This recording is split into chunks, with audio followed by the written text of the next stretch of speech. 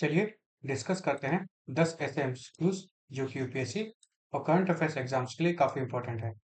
नमस्कार, मैं हूं Abhay Singh current affairs for exam से। निम्नलिखित में से किस शिपयार्ड ने मार्च 2026 में पहली अगली पीढ़ी के अपतटीय गश्ती पोत साची को लॉन्च किया है? आपके ऑप्शन है फ्रेंड, एमडीएल, जीएसएल, जीआरआरसी, जीआरएससी या फिर सीएसएल। तो इसका सही जवाब है friends, GSL, Goa shipyard limited. दोस्तों, हाल ही में भारतीय नेवी को एक नया पावरफुल वारशिप मिला है। पेट्रोल वेसल कहेंगे, पेट्रोल वेसल। क्या नाम है? आईएनएस साची। अच्छा, इसे बनाया गया है या इसे लॉन्च किया गया है जीएसएल द्वारा, गोवा शिपयार्ड लिमिटेड द्वारा, और इसे next generation offshore petrol vehicle programme के वेसल प्रोग्राम के अंतर्गत बनाया गया है। मैं फिर से बता दूं, कौन से प्रोग्राम के अंतर्गत? NGOP 20, मतलब next generation offshore patrol vessel programme के अंतर्गत बनाया गया है। यह NGOP 20 के अंतर्गत लॉन्च होने वाला पहला व्हीकल है। इसमें कुल 11 व्हीकल ऐसे बनाए जाएंगे जो बनाए जाएंगे जीएसएल और जीआरएसी द्वारा। जीएसएल का तो पता चल गया, गोवा शिपयार्ड लिमिटेड, और जीआरएसी है friends, garden rich ship builders and engineers limited, जो कि कलकत्ता में बेस्ड है। यह एक पीएसयू है। अच्छा, अब ये ऑफशोर पेट्रोल वेसल क्या करते हैं फ्रेंड? तो यह समुद्री सर्वेलेंस करते हैं, एंटी पायरेसी ऑपरेशंस कंडक्ट करते हैं, exclusive exclusive economic zone monitoring करते हैं, कोस्टल डिफेंस करते हैं और स्मगलिंग को रोकते हैं।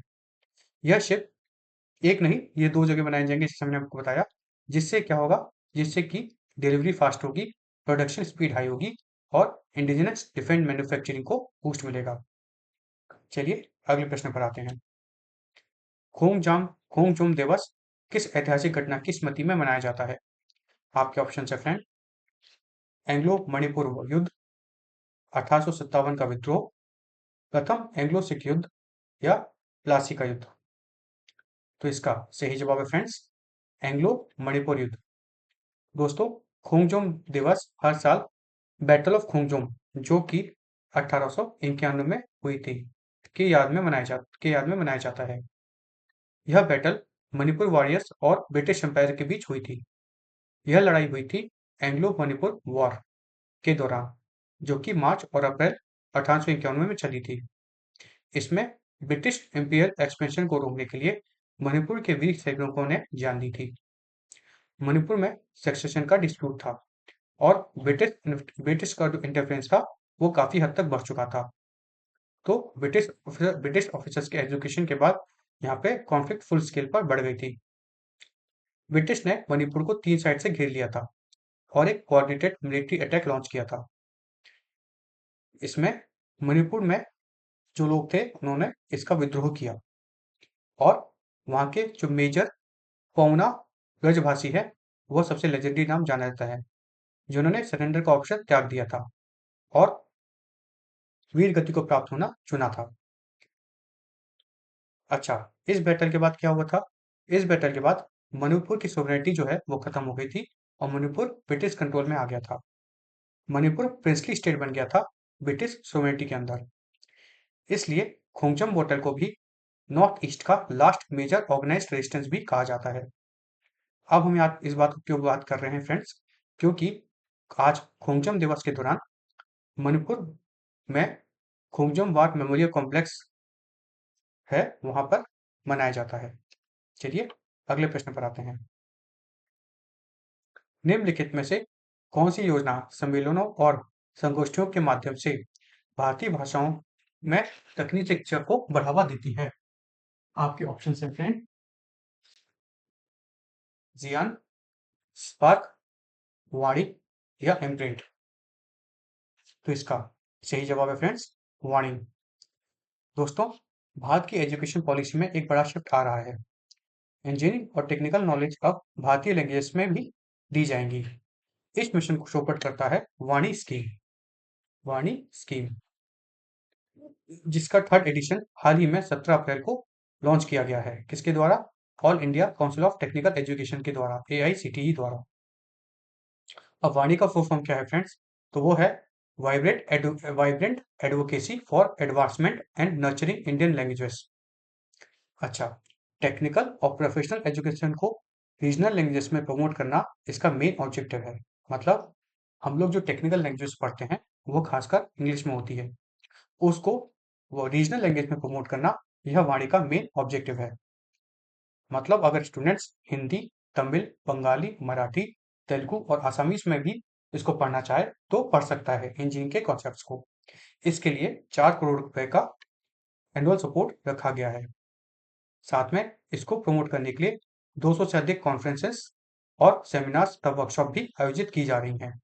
और हर इंस्टीट्यूशन जो उसको प्रमोट करेगा उसको 2 लाख रुपए तक का ग्रांट भी दिया जा रहा है। 8 शेड्यूल के अंदर 22 इंडियन लैंग्वेजेस कवर होती हैं। अच्छा, इंडिया में बहुत से स्टूडेंट रीजनल मीडियम से आते हैं। जब इंजीनियरिंग इंग्लिश होती है तो टैलेंट बैरियर क्रिएट होता है। वाणी इसको बैरियर को रिमूव करना चाहता है। हाल ही में ऑलरेडी 200 से अधिक रिसर्च पेपर भारतीय लैंग्वेज में पब्लिश किए जा चुके हैं अंडर एनईपी 2020 मतलब नेशनल एजुकेशन पॉलिसी 2020 के तहत।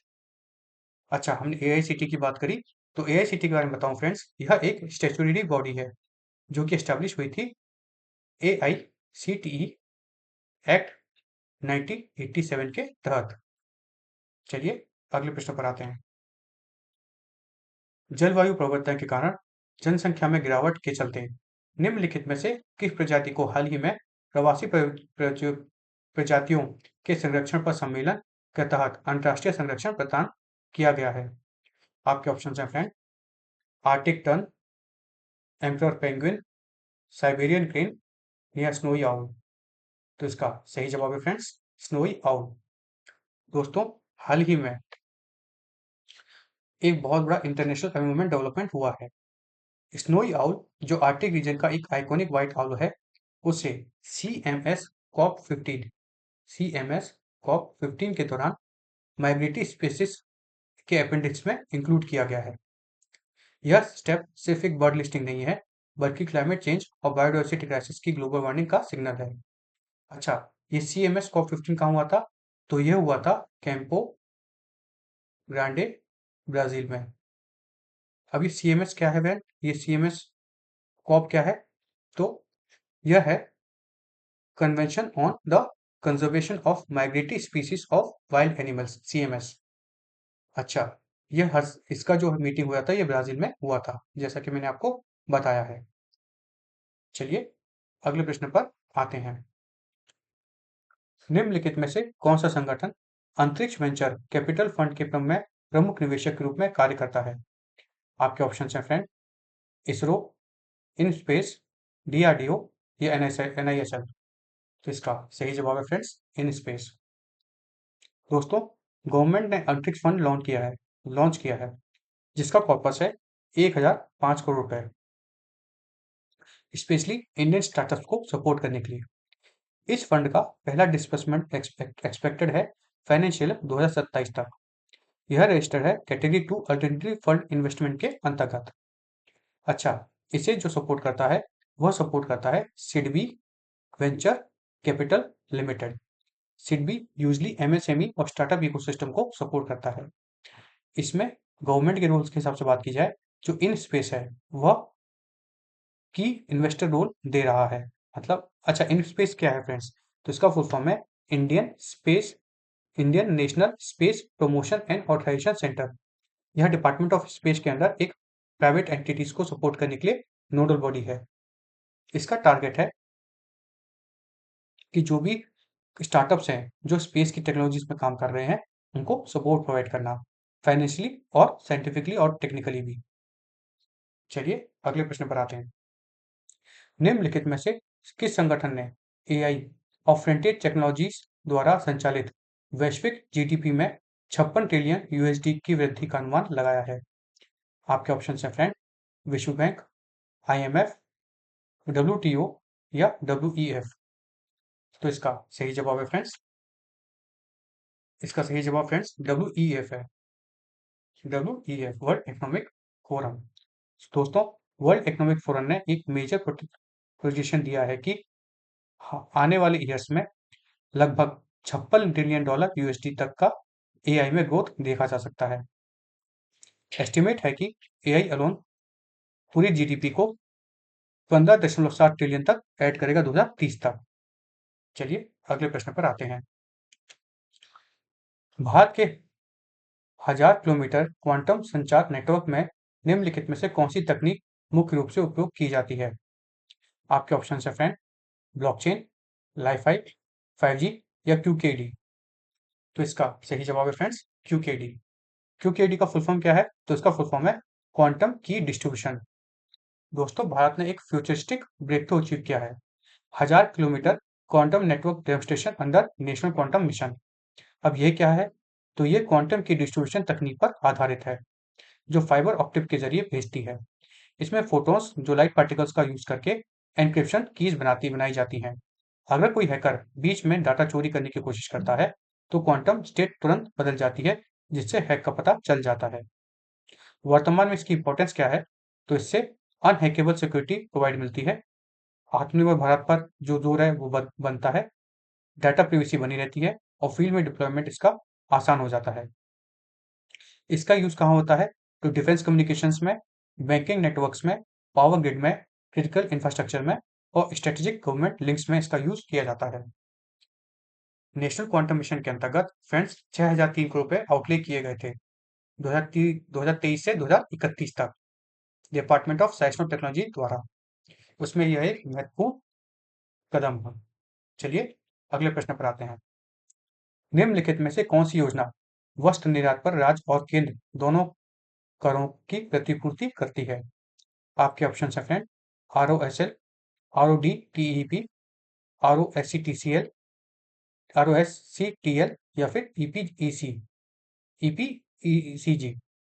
तो इसका सही जवाब है फ्रेंड्स ROSCTL।